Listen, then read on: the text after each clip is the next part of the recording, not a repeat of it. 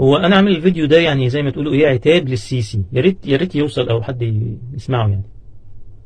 دلوقتي انت حضرتك طالع بتتكلم، شفت لك فيديو بتقول المواطن بيطلب حاجات ويقول انا هجيب منين، انا برد كمان عليه واقول لك انا كمان هجيب منين، انا محتاج. لا، انت ما تقارنش نفسك بالمواطن نهائي، لان انت المفروض انت اللي سايق مش انا. فمعلش يعني حضرتك ما تسوقش بيا وتدخل بيا في حيط ولا في حاجه وتقول لي طب ما انا وانت اتخبطنا، انت اللي سايق مش انا. يعني معلش انت دلوقتي بتقول مش هندي حاجه ببلاش ومش هندي، وكل حد هياخد نقطه حاجه يدفع ثمنها. امال انا إيه كمواطن امتيازاتي؟ ما الدول الثانيه كل مواطن لامتيازاته جوه بلده، لامتيازاته والافضليه دي وبتاع. انما المصريين جوه مصر عايشين اللي هم الغلابه، يعني اللي كلنا منهم غلابه، عايشين درجه ثالثه او درجه رابعه. مفيش اي امتيازات، مفيش حاجه، والحاجه عماله تغلى، واستحملوا، لازم كلكم تستحملوا عشان نبني البلد. طب سؤال بقى، بنى البلد ده انا ما طلبتوش، يعني معلش انت حضرتك بتبني وتدفعني انا الثمن وتحط لي ديون عليا السنين اللي جايه برضو ديون. انا ما طلبتش. ثم المشاريع اللي اتعملت انا استفدت ايه؟ يعني ما بيقول لك ايه، شوف الثمار اللي هتبنيها. انا ثمار ايه اللي انا جنيتها لغايه دلوقتي؟ ولا حاجه. عن نفسي بتكلم عن نفسي، مشاريع ما جابتليش فلوس.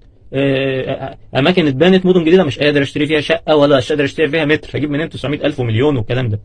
يبقى انا ما استفدتش حاجه، يبقى الموضوع كله كده من اوله لاخره غلط. غلط. يبقى حسني مبارك كان سيء تمام، ان لا البلد على قدها وامكانياتها على قدها وهو مكمل كده. انما احنا يعني نشطح وبعدين ادفعوا انتوا، انا مالي انت، وبعدين الحكومه جايه على الشعب، ما فيش الا الشعب قدامك، يعني ما تجي تتصرفوا، انا مالي. انا دلوقتي انتم غلطتم وسقتم غلط ودخلتم في شجره ولا في حيطه، ادفع انا الثمن ليه؟ انا مالي. انا مالي. لو انا في موقع مسؤول كلمني، قول لي انا مش لاقي اجيب لك، وانت مش لاقي وانا مش لاقي، نتكلم ان احنا زي بعض.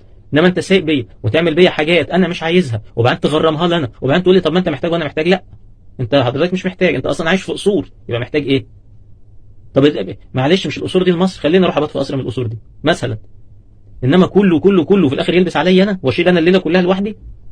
زي الكهرباء غلت وبتغلي وهتغلي وبعدين احنا انسانيا خلينا اثيوبيا تبني السد عشان يجي لهم كهرباء. طب ادينا انا كهرباء ببلاش طالما في انسانيات قوي كده مع اللي بره، لا خليها معانا احنا. انا مش عارف اللي بقوله ده مظبوط ولا انا غلطان.